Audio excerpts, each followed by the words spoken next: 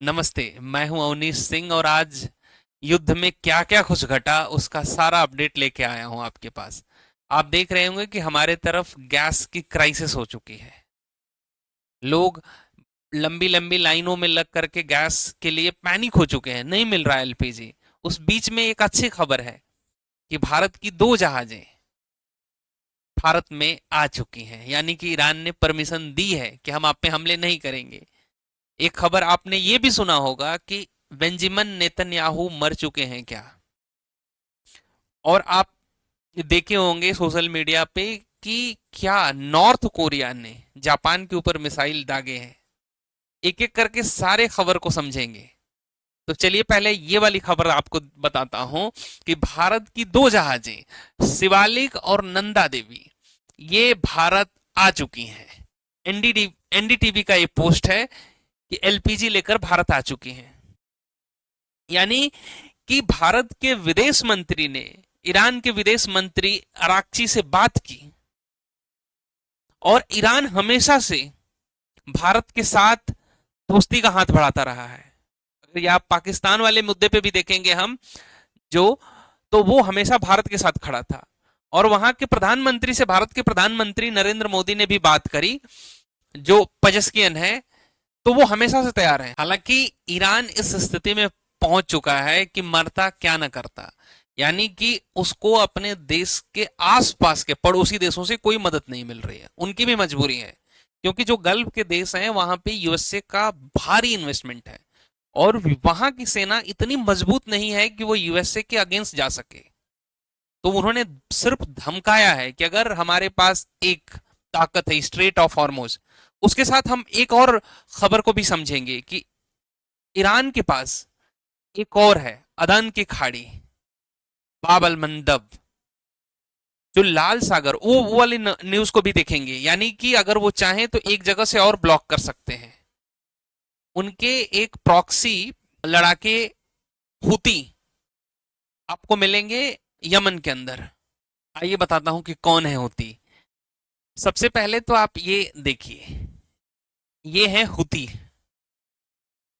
और कहा जाता है कि ये एक प्रॉक्सी लड़ाके हैं जिनको ईरान फंडिंग करता है। और ये कहां पे है आइए मैं आपको बताता हूं। ये पूरा का पूरा गेम आपको तब समझ में आएगा जब आप मैप को समझ लेंगे। यानी कि ये है हिंदुस्तान, हिंदुस्तान की तरफ आप पश्चिम की तरफ बढ़ जाएंगे तो आपको ईरान दिख रहा है, स्ट्रेट ऑफ हॉर्मोज जो हर दम सुर्खियों में है। मैं पहले वीडियो से भी बता रहा हूं आपको कि यही है स्ट्रेट ऑफ हॉर्मोज। ईरान इसी को ब्लॉक करके रखा हुआ है। अब आइए कि एक तो ईरान के पास ये सबसे बड़ा हथियार है, यानी कि पूरे दुनिया का 20% से ज्यादा ऑयल इसी रूट से जाता है, यही गल्फ के देशों से। लेकिन अगर यूएसए ने यहां पे सब कुछ नॉर्मल कर दिया तो एक रास्ता ये भी है ईरान के पास। यानी कि आप जब अरब सागर में निकलेंगे, हमारा हिंदुस्तान है, अरब सागर में जब आप आते हैं तो ये अदन की खाड़ी है और यहां पे एक देश पड़ता है यमन। आप ध्यान से देखिएगा मैप में, सऊदी अरब, उसके नीचे यमन और ऊपर ओमान। और यहां पे जो आप देखेंगे तो यहां पे भी बहुत सकरा रास्ता है, 30-40 किलोमीटर के आसपास का होगा। और इस पे जो कंट्रोल है ये है बाब अल मंदब, इसी को, ये भी एक स्ट्रेट है। और ये है लाल सागर, यानी कि एशिया से यूरोप जाने का ये वाला आसान तरीका है पानी का। भारत से अगर किसी को यूरोप जाना हो पानी से तो यहीं पे जाएंगे, यहीं पे आपको इसराइल भी दिख जाएगा और ये यहाँ पे आपका स्वेज कैनाल भी दिख जाएगा।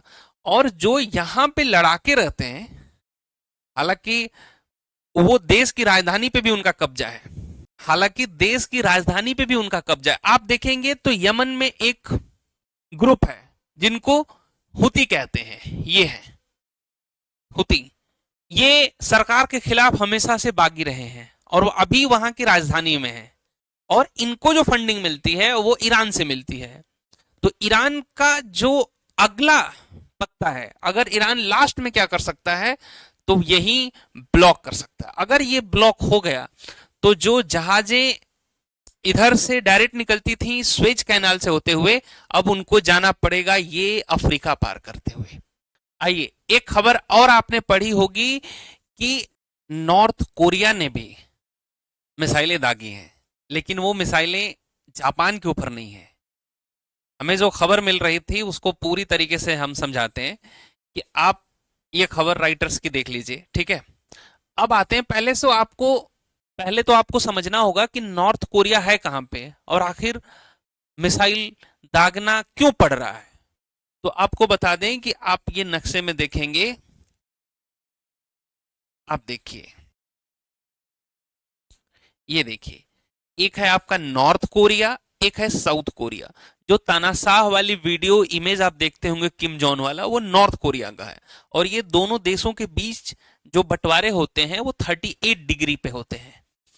38 डिग्री ये रेखा इसको काटती है। जैसे कि अमेरिका को और कनाडा को 49 डिग्री पे बंटवारा होता है, वैसे इनका 38 पे है।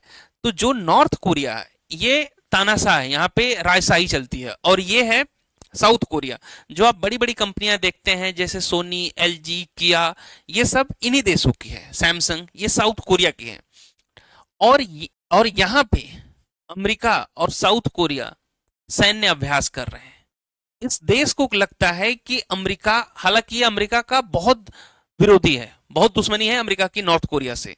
अब आपको एक बात ये समझ में आ रही होगी कि ये रहा नॉर्थ और साउथ कोरिया, यूएसए यहां पे है, फिर इतना दूरी के बाद क्यों दुश्मनी है। तो आपको समझा दें कि यूएसए यहां नहीं है, यूएसए यहां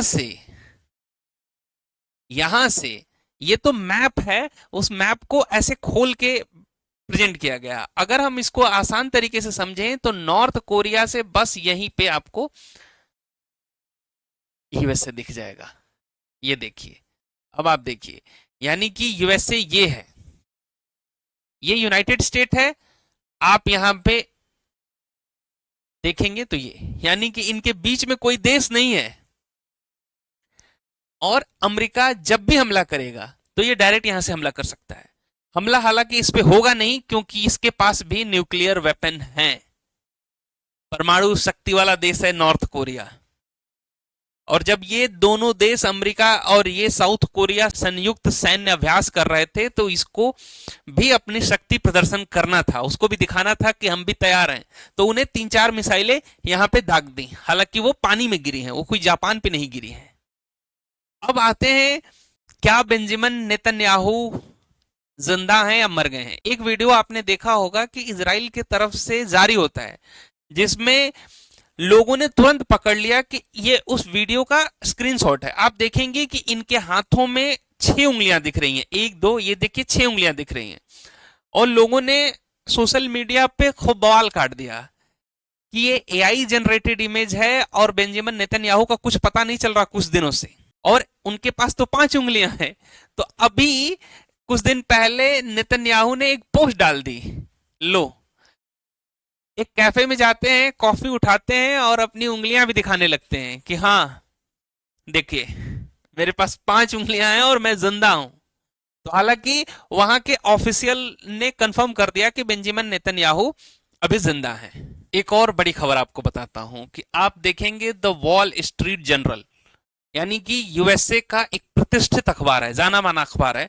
उन्होंने कहा है कि 5 जहाजों को, 5 अमेरिकी जहाजों को प्रिंस सुल्तान एयरबेस सऊदी अरब के अंदर निशाना बनाया गया है।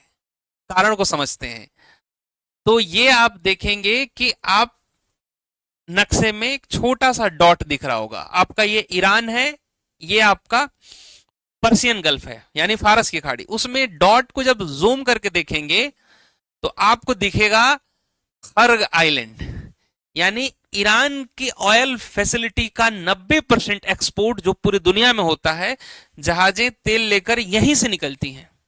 और अमेरिकी सेना ने यहां हमले करके कब्जे में ले लिया है। ट्रंप ने कहा कि हमने वहां की ऑयल फैसिलिटी को कोई नुकसान नहीं पहुंचाया है, सिर्फ वहां से सेना हटाया है।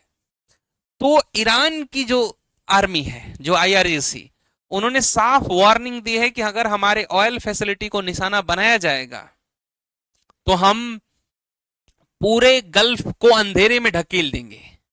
और हमारे ऊपर अगर हमले के लिए किसी देश ने अपनी जमीन दी उसके ऊपर भी हमले करेंगे। और जवाब में सऊदी अरब के अंदर प्रिंस सुल्तान एयर बेसिस पे, देखिए प्रिंस सुल्तान एयरबेस के अंदर अमेरिका के 5 जहाज तेल ले रहे थे, इन पे हमले हुए हैं।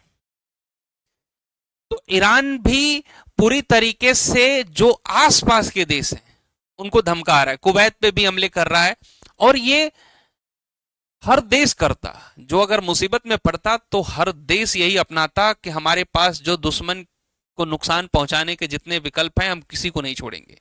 मैंने बताया था कि हुती वाला भी कार्ड इनके पास है, आज नहीं तो कल अगर वो इस कार्ड को खोलते हैं तो पूरी दुनिया में और क्राइसिस आ सकते हैं।